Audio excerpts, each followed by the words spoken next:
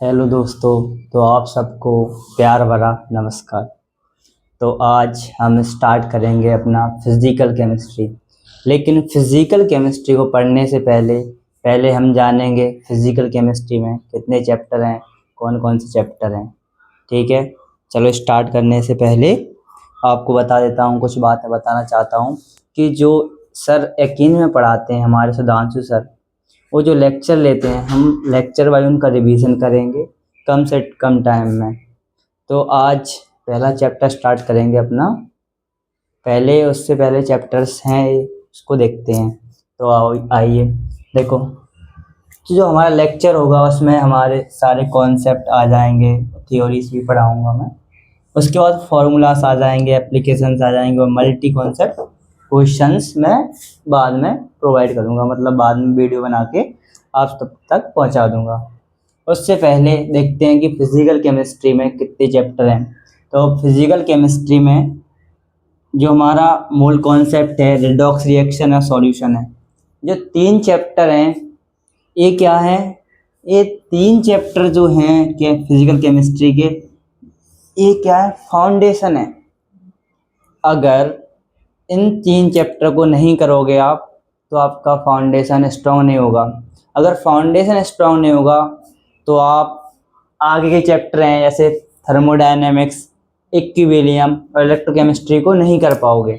तो वैसे अपने घर में बताते हैं, मम्मी पापा भी बताते हैं कि हम जब घर बनाते हैं तो उसका फाउंडेशन मजबूत बनाना चाहिए।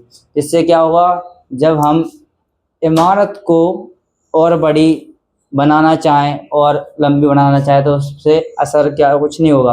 क्योंकि क्या होता है, जब हमारा फाउंडेशन क्लियर होता है ना तो हम हाई लेवल पे जा सकते हैं। और इसके ऐसे ये हमने 3 चैप्टर हैं हमारे, अगर ये हमारे अच्छे से हो गए तो हमें यहाँ प्रॉब्लम नहीं आने वाली, क्योंकि हमारा फाउंडेशन मजबूत है। ठीक है, तो ये क्या है हमारे foundation of physical chemistry, short में लिख दिया मैंने PS, फिजिकल केमिस्ट्री। ओके, उसके बाद थर्मोडायनेमिक्स, इक्विलिब्रियम, इलेक्ट्रोकेमिस्ट्री, जो हमारे 3 चैप्टर और हैं। ये जो चैप्टर हैं ये क्या है, फिजिकल केमिस्ट्री का कोर है। अगर बेटा ये तुमने सीख लिया अच्छे से तो तुम्हारा बेड़ा पार हो जाएगा। और ये चैप्टर ही मेन है, इन्हीं में बच्चों को थोड़ा डिफिकल्टी होती है। तो इन्हें ये तो क्या है, कोर हैं, इन्हें हमें बहुत अच्छे से करना है। कोर ऑफ फिजिकल केमिस्ट्री, ठीक है। इनको अच्छे करने के बाद अपने 3 चैप्टर आते हैं, जो कौन कौन से हैं, chemical kinematics, structure of atom and practical physical chemistry. तो ये चैप्टर, ये तो फिनिशिंग चैप्टर्स हैं ऑफ केमिस्ट्री, ये तो आसानी से हो जाएंगे। बाबू सोना वाले चैप्टर है, मतलब आसानी से इनको कर सकते हैं और आसानी से इसके क्वेश्चन भी हमसे बन जाएंगे। ठीक है, तो स्टार्ट करने से पहले मैं एक टेक्निक्स बताना चाहूँगा।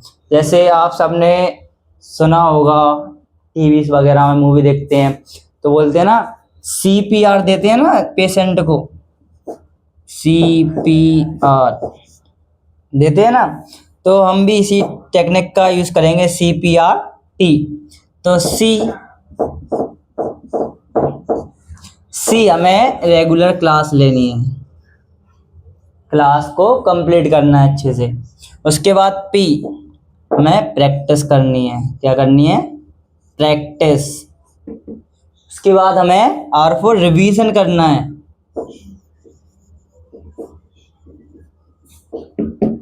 उसके बाद T for और हमें टेस्ट देने हैं।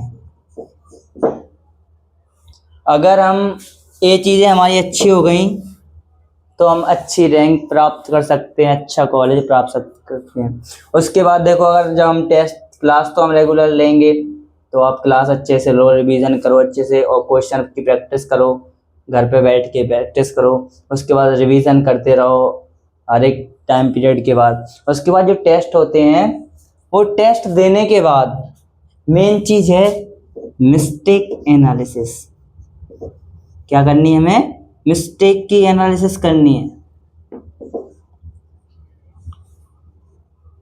ये सबसे ज़रूरी है, क्योंकि जहाँ हमारी डाउट आ रहे होंगे हमने वहाँ पे मिस्टेक की एनालिसिस कर लेंगे तो वो क्वेश्चन हमें आगे के लिए इजी लग जाएंगे, मतलब अच्छे से कर पाएंगे वो चैप्टर्स को। चलो तो इतना हो गया। उसके बाद चलो हम स्टार्ट करते हैं अपना चैप्टर। पहला चैप्टर कौन सा? मोल कॉन्सेप्ट, यानी बेसिक कॉन्सेप्ट ऑफ केमिस्ट्री। इसको रब करता हूँ मैं पहले।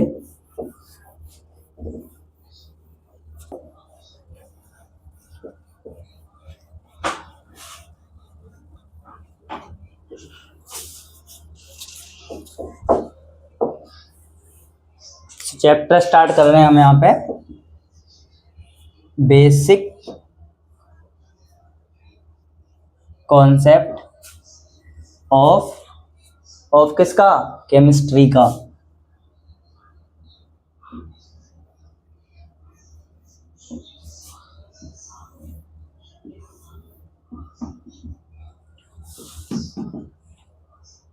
ठीक है, तो बेसिक स्टार्ट कर रहे हैं। तो पहले आप सब बताइए केमिस्ट्री क्या होता है? क्या है केमिस्ट्री? बताओ, जल्दी बताओ, कमेंट में लिखो क्या होता है केमिस्ट्री। ठीक है, चलो मैं बताता हूँ यहाँ पे केमिस्ट्री क्या है।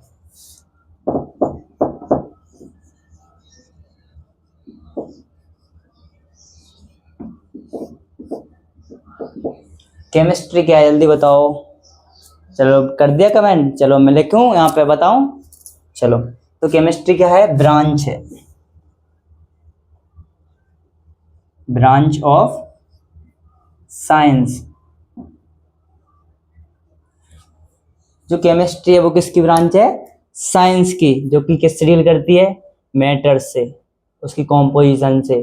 ठीक है, तो branch of science which deals with matter and its properties हो गई। उसके आगे भी लिख सकते हैं, अगर हमें लिखना है तो कॉम्पोजिशन लिख लो, कॉम्पोजिशन एक्सेट्रा। अब आप सब बोलोगे कि भैया ये मैटर क्या होता है? ये भैया वो वाला मैटर तो नहीं है कि लड़ाई झगड़ा हो गया, आ जाओ भैया मेरा मैटर हो गया, जल्दी जल्दी आओ, यहाँ ये मार पीट रहे हैं, वो वाला मैटर नहीं है यहाँ पे। यहाँ पे दूसरा वाला मैटर है। तो मैटर देखते हैं क्या होता है।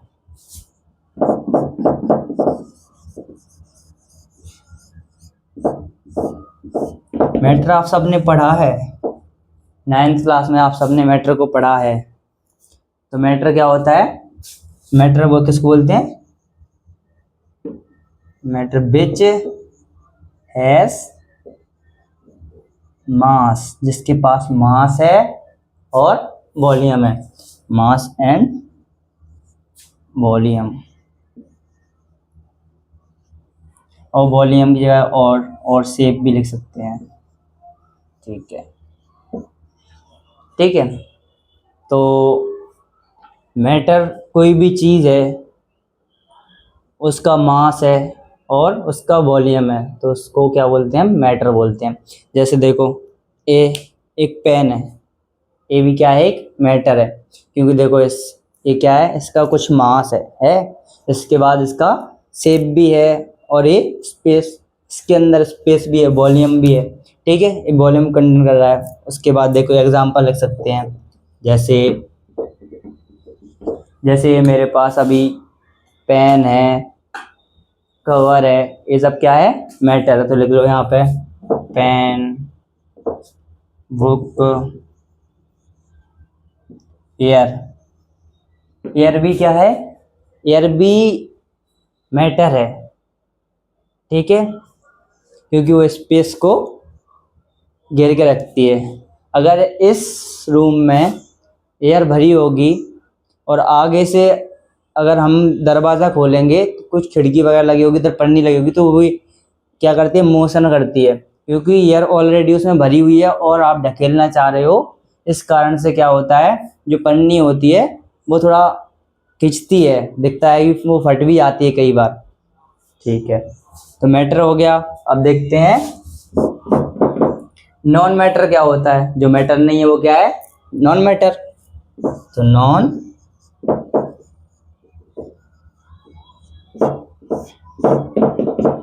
which is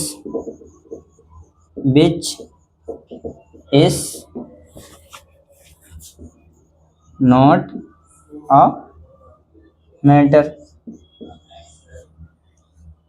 जो मैटर नहीं है वो क्या है, नॉन मैटर है। ठीक है, जैसे एग्जांपल लिख दो, एग्जांपल आ गए, इसमें आ जाएंगे हमारे इमोशंस हैं, फीलिंग्स हैं, लव, केयर, ये सब क्या है, इमोशंस हैं। जैसे लाइट, लाइट है, लव है, ये सब क्या है, इमोशंस हैं। ठीक है, अब मैटर को हम क्लासिफाई करेंगे। ठीक है,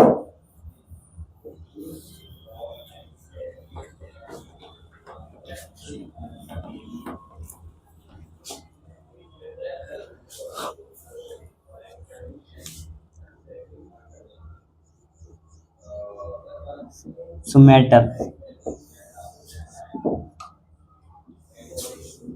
को दो टाइप में क्लासिफाई किया गया है, पहला फिजिकल मैटर और केमिकल। तो देखते हैं, फिजिकल क्लासिफिकेशन है मैटर का, दो पार्ट में क्लासिफिकेशन किया गया है। पहला कौन सा है, फिजिकल क्लासिफिकेशन, क्लासिफिकेशन। दूसरा कौन सा है, chemical classification, classification. Physical classification तो आप सबको पता है, सॉलिड, लिक्विड, गैस। तो फिजिकल क्लासिफिकेशन में कौन कौन आता है, सॉलिड आता है, सॉलिड, लिक्विड, गैस। ठीक है, उसके बाद और भी आते हैं प्लाज्मा वगैरह, पर उन्हें हमें पढ़ना नहीं है। ठीक है, तो अब देखते हैं chemical, chemical classification. Chemical classification में को दो ब्रांच में डिवाइड किया गया है। ठीक है, दो ब्रांच में डिवाइड किया गया है। पहला है प्योर सब्सटेंस, कौन सा है, प्योर सब्सटेंस, जो कि प्योर है, उसमें कोई प्योर है मतलब। उसके बाद दूसरा क्या है, मिक्सचर।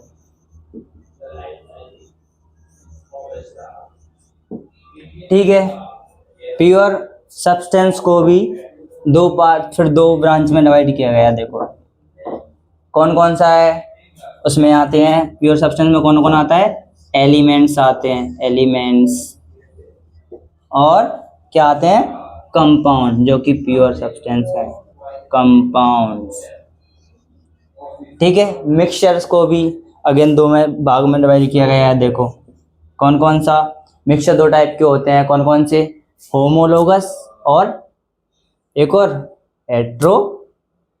जल्दी जल्दी बताओ कौन सा है, हेट्रोजाइगस और होमोजाइगस।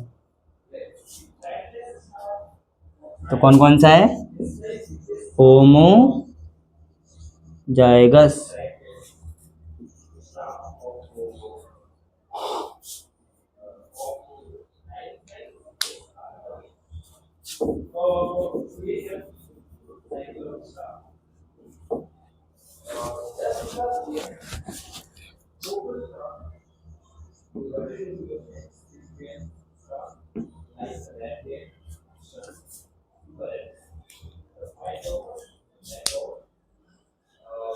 दूसरा कौन सा है, मिक्सचर्स। तो मिक्सचर्स को भी दो पार्ट में डिवाइड किया गया है अगेन। देखो पहला, दो टाइप के मिक्सचर होते हैं। देखो कौन सा होता है, होमोजीनस मिक्सचर और हेट्रोजीनस मिक्सचर, होमोजीनस और हेट्रोजीनस। तो पहले कौन सा है, होमोजीनस मिक्सचर, और दूसरा कौन सा है, हेट्रोजीनस मिक्सचर। तो देखो मैटर को क्लासिफाई किया है किस किस में, केमिकल एंड फिजिकल में। फिजिकल में कौन कौन आता है, सॉलिड आता है, लिक्विड आता है और गैस आता है। उसके बाद आते हैं केमिकल क्लासिफिकेशन। केमिकल क्लासिफिकेशन में प्योर सब्सटेंस आते हैं और मिक्सचर आता है। मिक्सचर के अंदर ही क्या आता है, एलिमेंट आते हैं, उसके अंदर ही कंपाउंड्स आते हैं। और मिक्सचर भी कैसा होता है, दो टाइप का होता है। कौन कौन सा, होमोजीनस मिक्सचर और हेट्रोजीनस मिक्सचर। होमोजीनस मिक्सचर का मतलब होता है जब कोई भी कंपाउंड बन रहा हो तो वो सेम टाइप के एलिमेंट से बन रहा हो, उसमें एक टाइप के ही एटम्स हों, उसको बोलते हैं हम होमोजीनस मिक्सचर।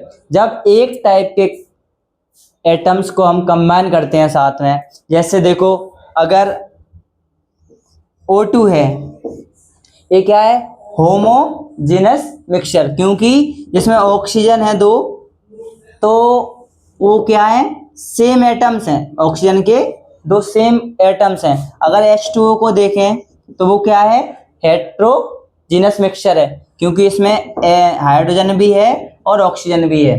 ठीक है,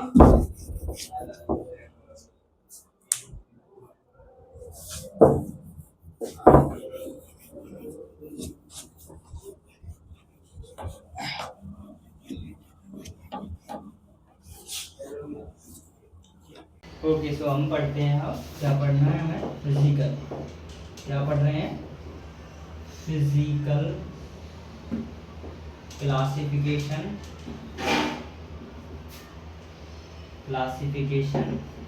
ऑफ, किसकी classification, of physical classification of किसकी, मैटर की। चलो, तो जो हमारी फिजिकल क्लासिफिकेशन होती है मैटर की, वो किस पे बेस्ड होती है, वो होती है इंटरमॉलिक्यूलर फोर्स और थर्मल एनर्जी। तो जो हमारी फिजिकल क्लासिफिकेशन ऑफ मैटर होती है वो किस पे बेस्ड होती है, वो किस पे बेस्ड होती है, बेस्ड होती है वो IMF, intermolecular force and thermal energy. तो सीधा लिखेंगे यहाँ पे, based on inter molecular force and thermal energy। तो इंटरमॉलिक्यूलर फोर्स को हम शॉर्ट में क्या लिखते हैं, IMF, और थर्मल एनर्जी को TE। ठीक है, तो किस पे बेस्ड होती है, based on intermolecular force and thermal energy, दोनों पे बेस्ड होती है। ठीक है, अब आगे देखते हैं, फिजिकल क्लासिफिकेशन ऑफ मैटर किस पे बेस्ड है, बेस्ड दोनों पे है, किस किस पे, थर्मल एनर्जी और हमारी किस पे, थर्मल एनर्जी और इंटरमॉलिक्यूलर फोर्स पे। ठीक है, अब आगे बढ़ते हैं।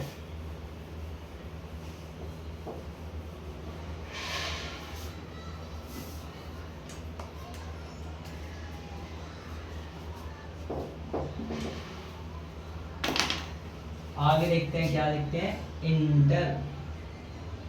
इंटर मॉलिक्यूलर फोर्स, इसको क्या बोलते हैं, IMF। आप पूछोगे आप इंटरमॉलिक्यूलर फोर्स क्या होती है, तो इंटरमॉलिक्यूलर फोर्स वो फोर्स है जो क्या करती है, अट्रैक्ट करती है, यानी फोर्स ऑफ अट्रैक्शन क्या करती है, अट्रैक्ट करती है, किसको, पार्टिकल्स को। कौन से पार्टिकल को, कॉन्स्टिट्यूएंट पार्टिकल को, जिस पार्टिकल से मिलकर बना है उनको अट्रैक्ट करती है। तो लिखेंगे, क्या लिखेंगे, force of attraction, force of attraction, force of attraction between constituent particles, particles. ठीक है, ओके। उसके बाद ये इंटरमॉलिक्यूलर फोर्स करती क्या है, क्या करती है पार्टिकल के साथ? वो क्या करती है? पार्टिकल को एक दूसरे के पास रखती है, उसको दूर नहीं जाने देती है। तो क्या लिखना है हमें? लिखना है टेंड्स टू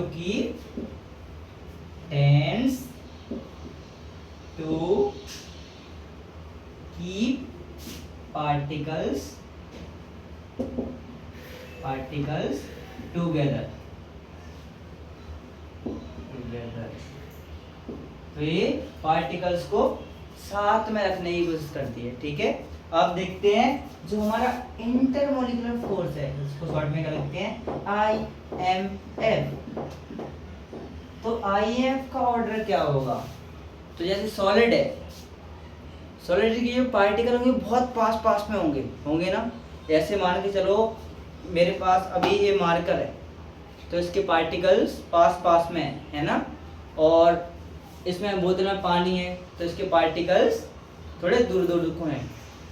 उसके बाद गैस तो दिख रही होगी, गैस तो दिखती नहीं हमें यार ये गैस है। ठीक है, तो जो हमारा IMF का ऑर्डर होगा वो क्या होगा? सॉलिड में सबसे ज्यादा होगी। क्या होगी? सॉलिड में सबसे ज्यादा इंटरमॉलिक्यूलर फोर्स, उसके बाद लिक्विड में, उसके बाद गैस में। तो सोचो आप खुद, जब IMF इंटरमॉलिक्यूलर फोर्स, जब इंटरमॉलिक्यूलर फोर्स लग रही होगी तो क्या होगा? पार्टिकल्स पास पास में आएंगे। तो अगर इंटरमॉलिक्यूलर फोर्स ज्यादा है तो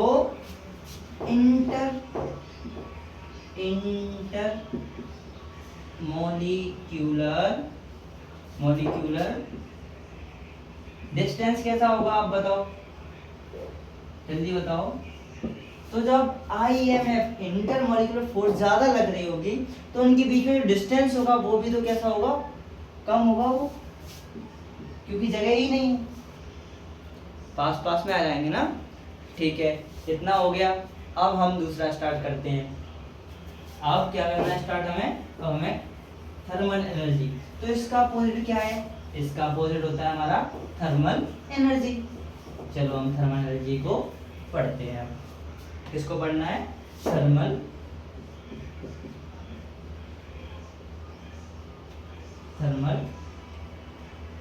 एनर्जी, जिसको हम TE शॉर्ट में लिखते हैं। ठीक है, तो जैसा हमने जाना IMF इंटरमॉलिक्यूलर फोर्स, वो क्या करती है? अट्रैक्ट करती है। ठीक है, पार्टिकल्स को, तो वो पास में रखती है, दूर दूर नहीं जाने देती। अब आते हैं, तो ये थर्मल एनर्जी क्या होता है? थर्मल एनर्जी क्या होता है? तो थर्मल एनर्जी क्या है? एनर्जी है। क्या है? It is energy due to motion of constituent particle. तो इट इज एनर्जी। कौन सी एनर्जी है? किससे आई है? Due to the motion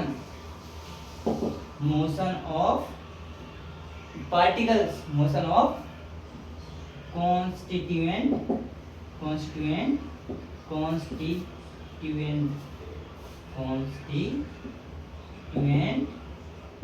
particles।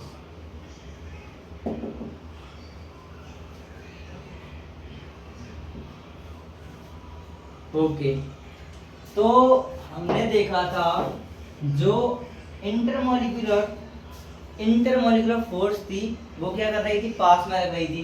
तो थर्मल एनर्जी क्या करेगी? इट टेंड्स टू, क्या करेगी? पार्टिकल्स को दूर दूर भगाएगी।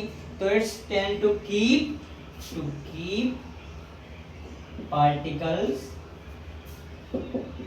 Particles apart.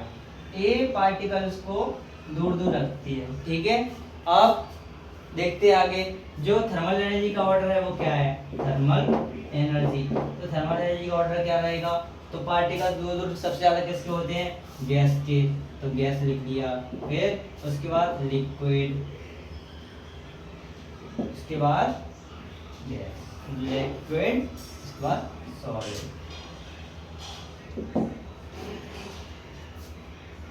ठीक है, okay, now we will start solid.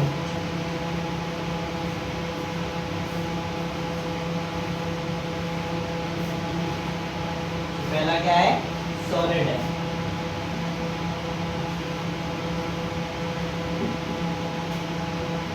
Solid क्या होता है? सॉलिड क्या होता है?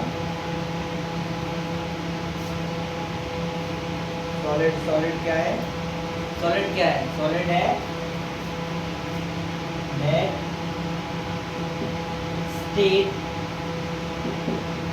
ऑफ मैटर, जिसमें क्या होता है? जो हमारा इंटर मॉलिक्यूलर फोर्स होता है वो बहुत ज़्यादा होता है, वो ग्रेटर देन किससे? थर्मल एनर्जी से। ठीक है, तो हमें पता है सॉलिड कैसा है? सॉलिड होता है रिजिड होता है। कैसा होता है? रिजिड होता है और इनकम्प्रेसिबल है। इनकम्प्रेसिबल, इसको हम कंप्रेस नहीं कर सकते। ठीक है, और जो सॉलिड की क्या होती है? Higher density.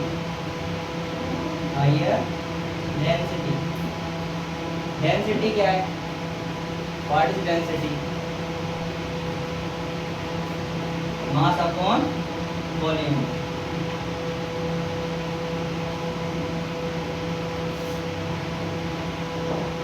सॉलिड के पास क्या होता है? डेफिनेट शेप होता है। Solid have definite shape. Solid का डेफिनेट शेप होता है। ठीक है, उसके बाद दे डू नॉट मिक्स और डिफ्यूज इजली। तो सॉलिड हमारे ना तो जल्दी से मिक्स होते हैं ना ही डिफ्यूज होते हैं। सो solid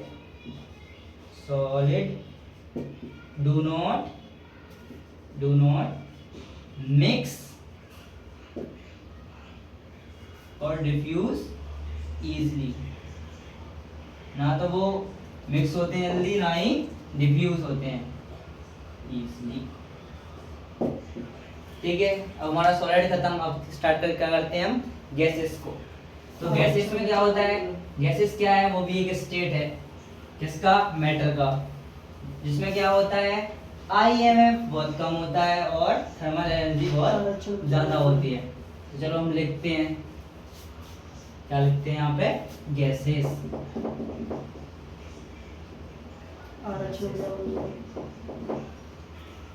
okay, gases that state of matter,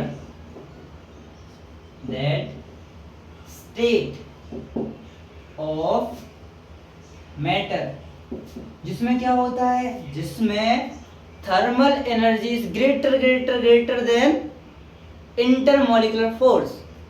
so that state of matter in which IMF, जो क्या होती है? बहुत कम होती है। किससे? लेस देन किससे? थर्मल एनर्जी से। ओके, तो जो हमारी गैस की डेंसिटी होती है वो कैसी होती है? Lowest density. हाईएस्ट किसकी होती है? हमारे सॉलिड की। तो इसकी कैसी होगी? Lowest density. और क्या होगा? और ये गैसेस क्या होती हैं? कंप्रेसिबल होती हैं, हम सबको पता है कंप्रेसिबल। और लिक्विड के बारे में चलो और बताओ, और क्या हुआ गैसेस के बारे में? उनके पास कोई डेफिनेट शेप नहीं होता, कोई वॉल्यूम नहीं होता और वो मिक्स हो जाते हैं इजीली, यानी इसका सॉलिड का अपोजिट है। तो they do not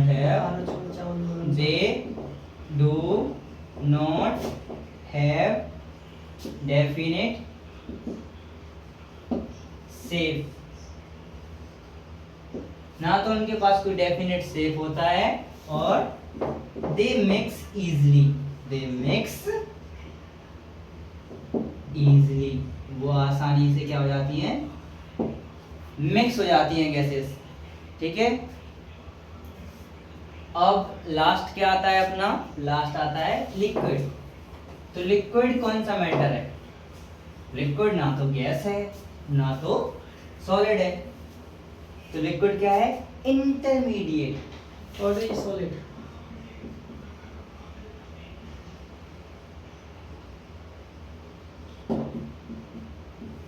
लिक्विड क्या है, इंटरमीडिएट, दोनों के बीच का है, इंटरमीडिएट।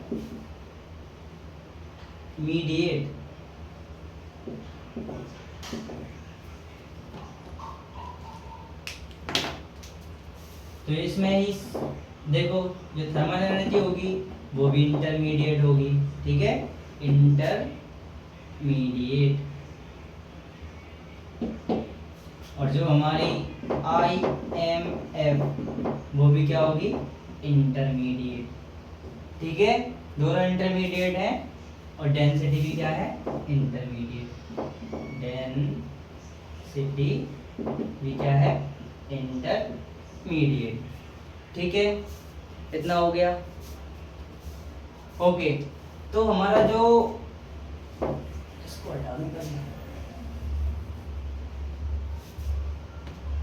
ओके, जब गैस प्लस लिक्विड को कंबाइन करते हैं साथ में, उसको क्या बोलते हैं हम, फ्लूइड। क्या बोलते हैं, फ्लूइड। ठीक है, तो फ्लूइड क्या होता है, उसके पास टेंडेंसी होती है। हमारे फ्लूइड के पास क्या है, टेंडेंसी। किसकी टेंडेंसी, काय की टेंडेंसी होती है, जल्दी बताओ। Tendency to flow, tendency to flow. तो liquid can flow. Okay,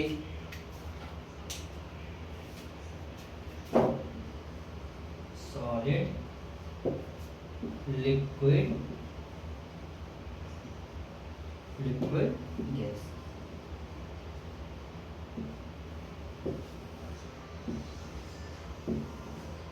solid, liquid, gas. देखो अगर हमें सॉलिड से लिक्विड में जाना है, सॉलिड से किस में जाना है, लिक्विड में जाना है। सॉलिड से लिक्विड जाना है तो उसके लिए क्या चाहिए हमें, टेम्परेचर कैसे चाहिए, टेम्परेचर बहुत ज्यादा हाई चाहिए। तो टेम्परेचर हाई चाहिए। क्या बोलते हैं हम, उसको बोलते हैं मेल्टिंग। ठीक है, अब जब हमें लिक्विड से गैस में जाना है तो भी हमें टेम्परेचर हाई रखना पड़ेगा। टेम्परेचर को कैसा रखेंगे हम, हाई टेम्परेचर बहुत ज़्यादा देंगे। और लिक्विड से जब हम गैस में जाते हैं तो उसको क्या बोलते हैं हम, क्या बोलते हैं, वेपराइजेशन। वेपराइजेशन क्या बोलते हैं, वेपराइजेशन।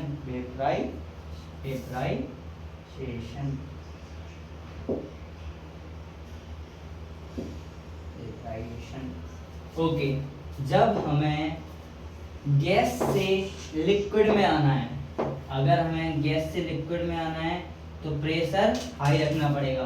तो क्या होगा, प्रेशर बहुत ज़्यादा हाई। और जब हम गैस से लिक्विड में आ रहे हैं तो इसको क्या बोलेंगे हम, क्या बोलेंगे जल्दी बताओ, इसको बोलेंगे हम कंडेंसेशन। क्या बोलेंगे, कंडेंसेशन। और प्रेशर हाई रहेगा और टेम्परेचर कैसा रहेगा, टेम्परेचर हमारा बहुत कम रहेगा। तो ये लिक्विड से हमें सॉलिड में आना है तो उसको बोलते हैं हम क्रिस्टलाइजेशन। क्या बोलते हैं, क्रिस्टलाइजेशन।